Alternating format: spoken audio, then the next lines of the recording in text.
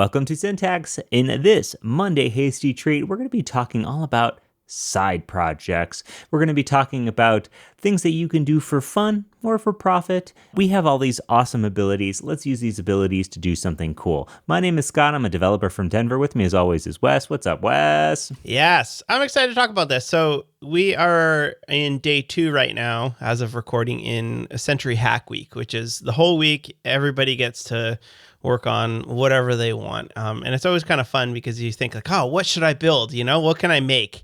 And it's very similar to developers, us, trying to build a side project, right? When you're starting a new side project, there's lots of questions in terms of like, what are you going to use? What are the ideas? Do I want to learn something? Do I want to make money here? Do I want to solve some sort of problem? How do you sort of tackle that? Because a blank slate where you can choose whatever you want in terms of tech and directions that you want to go is exciting, but also can be a little bit overwhelming. So we're going to talk a little bit about how we like sort of plan and solidify that type of thing. We'll talk real quick about Sentry, and Sentry will email you when a error comes up, an issue pops up in your website. It'll send you an email, give you a bit of information about that. But I'm trying to change that and also make it on a receipt.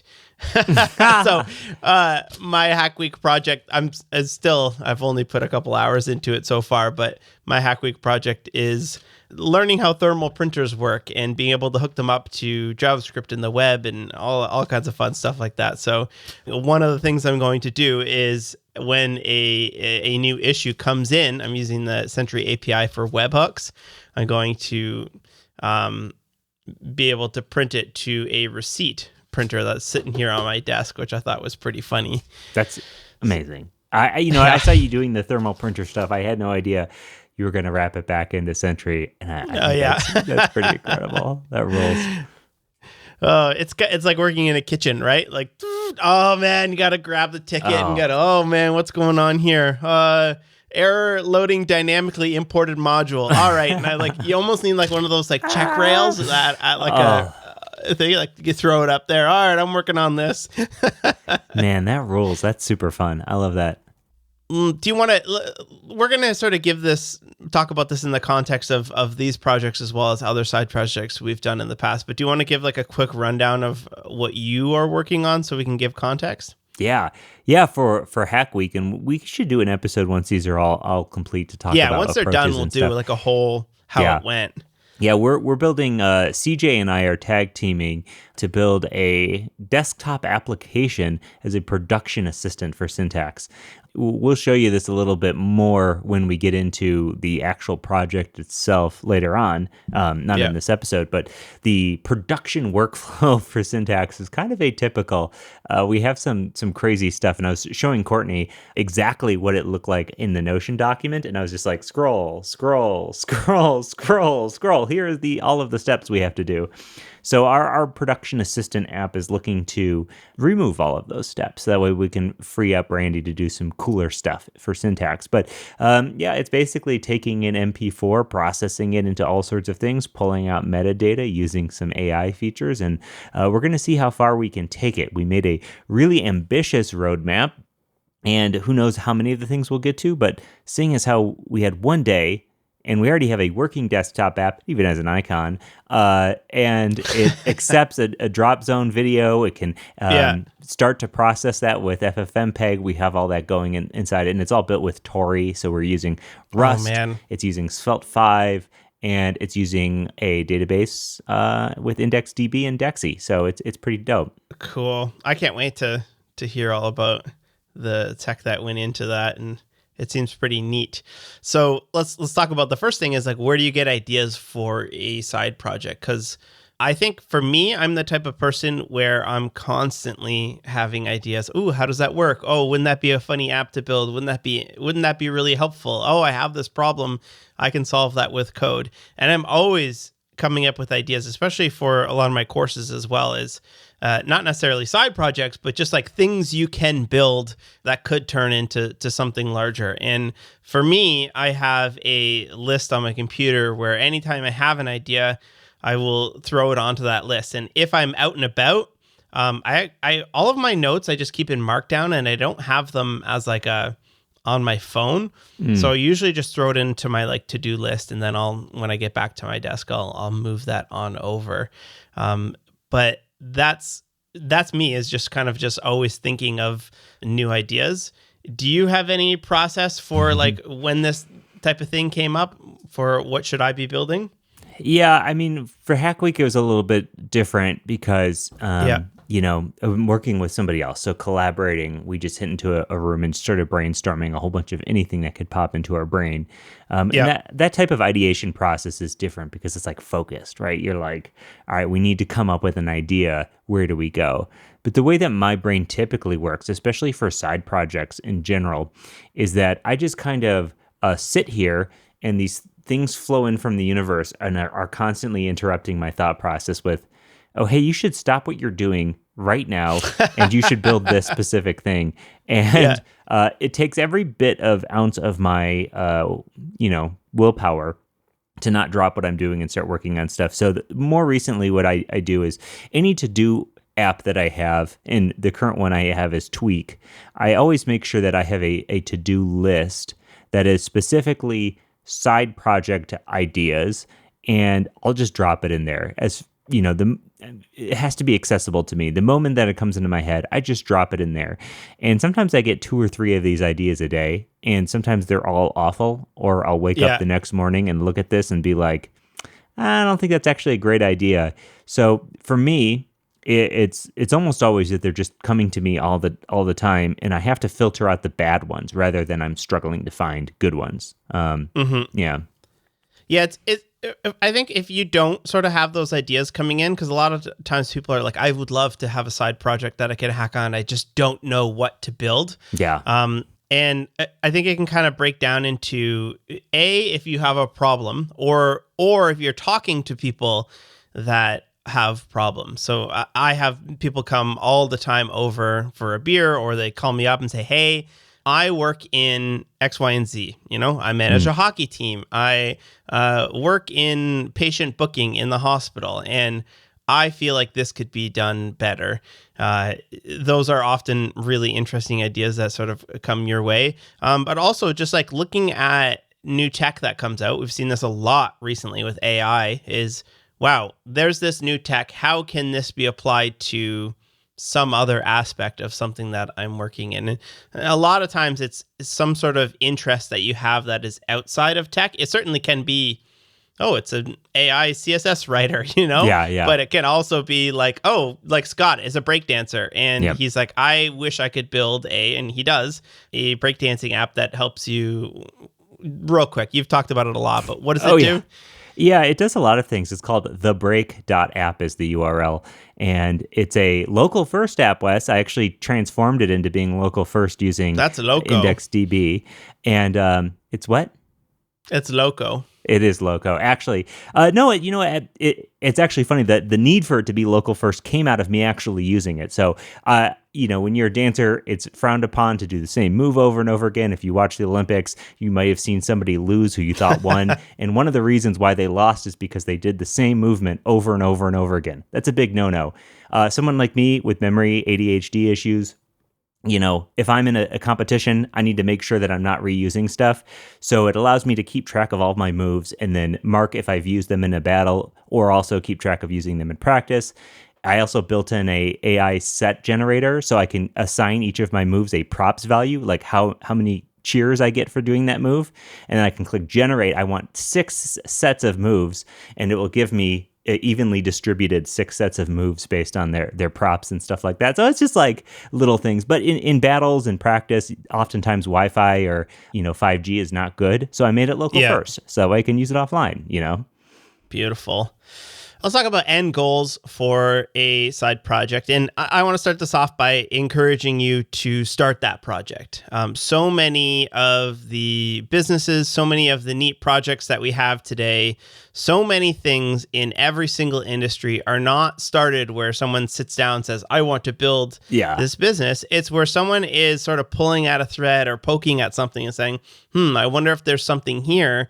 I'm going to explore this idea, and it will compound into to something larger. Like side projects can change your life. So the end goal of a side project can simply be, I want to learn some new tech, right? I want to learn how to put all this stuff together. A lot of people are talking about X, Y, and Z. I don't get to use this stuff at my day job because our stack is very well defined. Totally. This is a chance for you to sort of pick something up and learn that new tech. Yeah, a massive amount of my side projects start either by I'm picking it up to learn a specific tech. Local first has been one of those for me recently, where I'm like, what type of applications make sense to work offline or locally first? Or two, I have a very specific problem and I'm trying to solve that problem. And maybe there's apps out there that do solve that problem already, but they don't solve it in the way that I want them to solve it. For instance, habit trackers. There's a billion habit trackers. I've talked about my app all the time on this show, but I'm so sick of habit trackers that want to do a billion things. So I made a dead simple one. I made that to solve my own problem. So good. And solve your own problem. Solve my own problem. And then that led to some interesting tech stuff. That app is also running local first. It allowed me to learn Replicache. It allowed me to learn, actually, it was the first app I did with Drizzle. So it allowed me to learn Drizzle. So I was able to solve a problem and learn some tech in that one instance. So for me, I think those are both really good drivers. You know, maybe building an app to learn a specific tech isn't necessarily the greatest reason if you're trying to have it be a long-term real project, you know, because you could get bogged down in the technical choices rather than building a product. That's another reason. Maybe you want to build a product. Maybe you are, you know, working 9 to 5, you're grinding hard, or maybe you don't have a job and you're grinding hard and you want some extra cash. So that has a completely different motivation and a completely different structure in which you're going to want to like build this thing, right? From the ground up, you're thinking about market fit and how this thing feels to actual users and where this can be and interacting with those communities to get in front of people. But building a product as a side project to make money is not shameful or wrong or weird or anything. A lot of people do it all the time. And in fact, it makes me feel like kind of sad, not sad in like a, maybe sad in a jealous way, where if I see an app that I could have built blowing up on Product Hunt and dead simple app, I'm just thinking, man, I had an opportunity to make this, to do this cool thing, and I didn't do it because of why, you know? You know, so I could have done feel that. Like that. Yeah, exactly. Almost always you see those where either somebody makes a product where they're like, right now we're seeing a lot of people selling like web starter kits. You know, someone puts a whole bunch of NPM installs together and some boilerplate code and $99 out the door. Like, damn it. Like, that's huge. Or like a software as a service, you know, people are selling AI headshots and that's really big right now. You know what it used to be, Wes? What? Was like theme forest themes. Yeah, the WordPress themes. People used to make a killing on Theme Forest for Magento, WordPress, Drupal. They'd build these massive themes that had a ton of options that were kind of like a platform in itself. And maybe some people are still making a crazy money on that. That exists as an option. Yeah, I tried to do that like 3 or 4 times, and I was just never good enough as a designer, and they just never were good. I was just like, this is what I'm going to do. I'm going to make $1 billion on a theme, and then I would get like a week into it and be like, yeah, this thing kind of sucks. Yeah. I think also like I wanted to get into it because I saw lots of other people making bank on it. And at that point it's kind of too late to start that type of thing. And really the people that are cleaning up on this are the ones that are early to it and sort of understanding, people want a template. People want a design. People want to be able to buy CSS for buttons, you know, like maybe that's one. $7 for 700 CSS buttons. Yeah, you right could there. go Someone through built that. Instagram and see all kinds of products in other industries that people are making, you know, like the fitness space. People are selling pre-made workouts. It's like, can you make a workout program yourself? Absolutely. Are the ones that you're spending $200 on or whatever from Instagram that different than the one you could probably find on the internet? No, but people are making them, and they're making a lot of money on them. So like, you have the abilities to do stuff like that. Well, you know, it's all about just getting it in front of people and making it good. Yeah. Other end goals for side projects we have here is to make content and to have fun. I wrote in here, beat off that burnout monster. Yeah. I think a lot of times when you are programming, you can get very sick of it because it's not fun anymore and you don't feel like doing it. But a surefire way to sort of do that is to build something that is dumb, like a receipt printer, or is really fun, like a receipt printer, or whatever it is that you're working on. If you are having fun and you're learning new tech, and in my case, I'm making a bunch of Instagram and TikTok videos, tweets about it. It's really fun to have that energy around a side project, even if it seems silly at the end of the day. Yeah, Wes, I have currently in my side projects folder, because I have a side projects folder inside of my sites folder. And these are ones that I'm actively working on, because I also have like an archive or, whatever folder. Actively working on, and I kid you not, 22 side projects. And you know what? At the very least, I would say most of them have gotten at least one or two shows of syntax out of them in terms of things that I've learned from making them, whether that is local first stuff, or it is a specific database technology, CSS technology, or even just, heck, a show like this. So like they are all learning experiences, and I have them all here, whether or not they amount to anything. Clearly, most of them have not, but they do inform a lot of decisions we make. And also, beyond that, they also, when we talk about to learn a technology, they learn technologies for me that I then implement into the syntax site. I then take that knowledge and ability and am able to utilize that in an actual project that is getting, real use. Mm-hmm.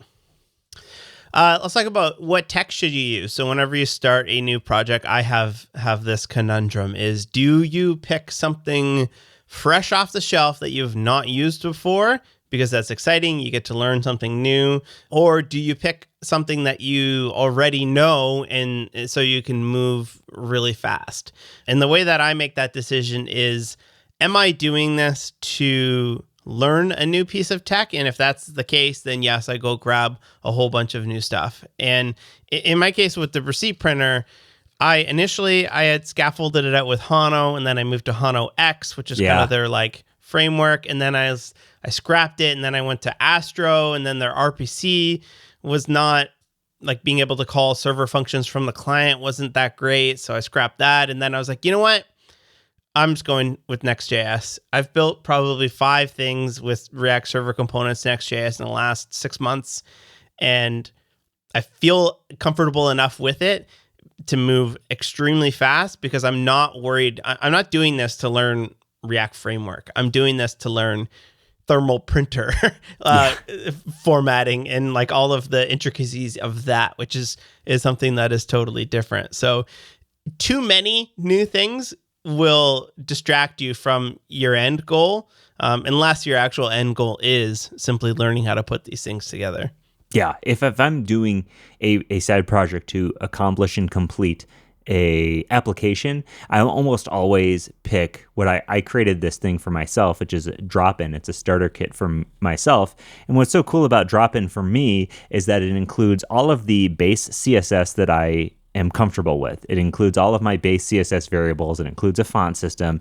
It now includes a bunch of actual Svelte 5 components, which I just added to it last night. So I'm constantly adding things to it. It's funny, I built so many sites with drop-in now that I was like, I'm building the same components over and over again, and I don't want to necessarily bring in a bunch of dependencies. So maybe I should make my own component library, even though it's not like a full-on library that I'm expecting other people to use, but just commonly used components that I have myself. So it's even funny. My wife Courtney had a really good idea for an app that she really wanted to have. She thought this thing would like really help her, and I thought it was a great idea. So I started working on it, and then I did the wrong thing, which is I wanted an actual app, and I wanted to learn some new tech. So I started throwing new tech at it. Next thing you know, I've made no progress on this thing because I've reevaluated the tech choices on it 8 times, and it's just sort of sitting there. And so I decided to start it over with drop-in because it's like, I'm actually making this to walk out of here with something. I'm not making this to learn this tech. So why am I shoehorning new tech into this when I want to actually accomplish something? So those things Yeah. can get in the way. And I totally 100% agree with you. Like, what is the outcome? Is the outcome to have an app at the end of the day, or is the outcome to potentially not have an app and learn new tech? You're the side project final boss here, where your side projects have a literal side project. Yes. So that you can side project so hard. I've side projects so hard. In fact, Drop-In even has Drop-In has a CLI. It has so many little things that are like in its own. It started off as just like an opinionated starter for myself, but then it's like I made my own personal blog out of this thing, and then I was like, well, you know what? I should have a blog template built into this. All right, I make a blog template. It's like, it's too much sometimes. Keeping notes. So one of the things I do when I'm about to start a project, like the week before I actually started this thing, I spent a lot of time, like when I'm in the shower or when you're going for a walk somewhere, trying to think about like, how should I do this? How should I architect it? How should I design the code base so that I can do all the things that I want? Because I feel like if I have like a pretty good idea of, I'm going to have a server running, and then I'm going to have like a Next.js app that can communicate with that, but then I'll have a bunch of endpoints at the webhooks, and then I'm going to have like this adapter pattern so that the Sentry webhook can hit it, but then maybe the GitHub issue webhook could also hit that. It's nice to sort of think about that like high level architecture, and I'll often just keep notes either on my phone or in a markdown somewhere about how I would like to sort of approach it. That's usually as far as I get for that type of thing, unless it's like I'm building a course. Then I'll go into like a mind mapping software where you can like break out an idea into many different subtrees. And I know you use Figma for this. Yeah, Figma, FigJam specifically is awesome for building mind maps. It's great. And what's cool about FigJam, the best part about it being collaborative is that multiple people are working on the same mind map, but there's like this sticker interface where you can drop in a stamp or a sticker or something. So like if CJ adds a feature and I like that, I can just put a little stamp +1 on his feature. And it's so visual and fun, and it's playful, and it's a great for that. The thing that I do typically if I'm working solo on these types of things is my lowest phi version of this is just straight up sprinkling to-dos all over the code. I am in this page. I write to do this, do that, do this, do that, whatever. Add a filter, add a sort, whatever. I just litter the thing with to-dos. And then that to me acts as like a roadmap. So if I'm just staring blankly at my code base, I'm like, all right, I can pick up this little task. Let me pick up this little task and knock this out. All right, next one, this one here. And as I go, I add more. I oftentimes even use GitHub issues for this too. If I have big ideas and I want to keep maybe links, something to come back to later. Like I want to add this functionality. For instance, I want to add YouTube uploading to our syntax assistant.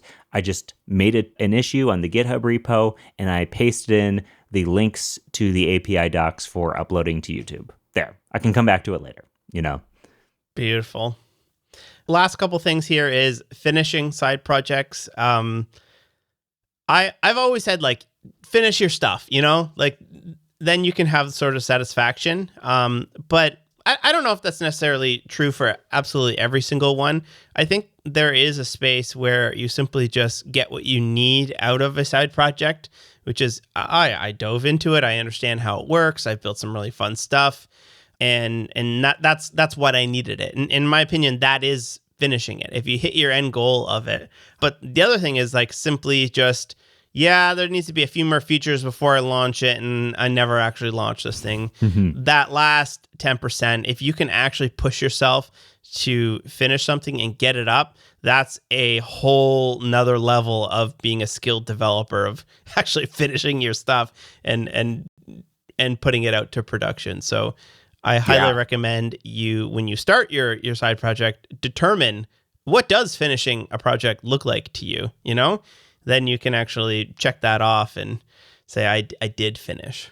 Yeah, and here's some hacks there. If you get other people invested in it, then you have to finish it because, Yes. like for instance, Habit Path, which is my habit tracking app, I have 600 users on that thing now, and if I'm pushing up a PR and it's incomplete or it's broken or I'm using it, which I use my habit tracker daily, which is one of the things that helps me is that I'm dog fooding it like crazy. But if I'm using this thing and it's broken and I know that other people are using it, I have to work on it. And then it becomes maybe a little less fun. But the fact that I'm dog fooding it and the fact that I really like using the app myself makes working on it easy because when I'm using it, I could say, man, it would be really great if this thing could do this. And if it's your application, you can make it do whatever you want. And you want to do it well because other people are using it.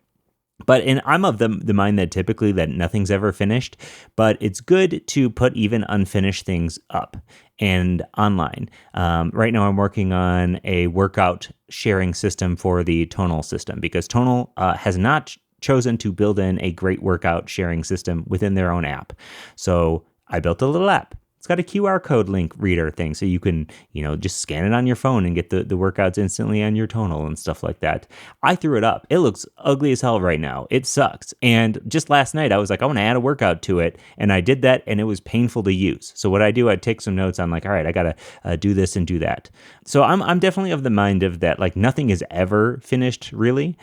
But if you get it out there, maybe you get some other people using it. It could push you to make it more and more complete. It's the beauty of being able to open source them as well is sometimes other people will get really excited about it as well and want to contribute to that as alongside you. That's a lot of my side projects of the past. I'm not so excited about them anymore, but because they're open source, they are continually being updated. Yeah, I'm the king of getting really excited about a side project for about a week and then realizing that not only do I not need this, but nobody needs this. It's like it took the exploration to figure that out. Yeah. All right. That's side projects. Hopefully you can build something really cool. Would love to see what you're working on. Tweet us at SyntaxFM. We should maybe even do like a whole shameless plugisode of people plugging their own projects. Yes. Which I think would be pretty cool. Let's say that right now. If you have a side project that you're working on and you want to shamelessly plug it, tweet us at SyntaxFM. Use hashtag shameless plug. And that way we'll be able to find them once we do that show. I think it'd be kind of cool to go through everybody's projects and plug them and see what they're working on. Yeah. Also, leave a comment on YouTube. Leave a comment on the YouTube video for this. This is on YouTube. If you want, leave a comment. Post a link to your side project, and maybe just give a quick. Here's what the side project's about. We'll take a look at it. We'll share it with everybody, and we'll help each other like get some of our stuff out there if you want, or maybe we'll just even like celebrate the fact that we can build cool stuff. Because I honestly think that's the coolest part about what we get to do is that we can make our dreams a reality just simply by utilizing the skills that we've built up. Cool. All right. Thanks for tuning in. Catch you later. Peace. Peace.